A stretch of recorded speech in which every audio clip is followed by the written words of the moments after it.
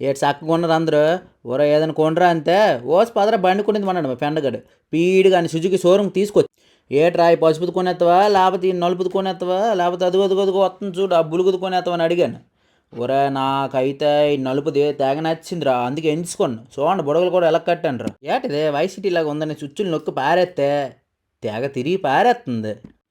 ఈలోగా దొంగతనంగా చూడండి ఆయిస్ పేపర్లు ఎలా రాపించుకుంటుండ చూసారా జుమ్ జుమ్ జుమ్ అని ధూమ్లో రిత్తిక్ రోషన్లో ఫీల్ అయిపోతే ఈ లోపలే ఓరా స్టాండ్ తీసి తోలాలరా పూల సొక్క అని అన్నారు. ఈలోగా చల్లగా 2 నీళ్ళు బాటిల్ తెచ్చి వేడిగా బండి నీక్కోదురా నాకురా నా గుండెలా గజాలంత గుండ్రే పడిపోతుంది. ఆ బాధలు ఏడు చేయాలి తెలియక నా దేశభక్తి చూపిద్దామని మన జాతీయ జెండాను నొట్టుకొని ఎగరేసాను.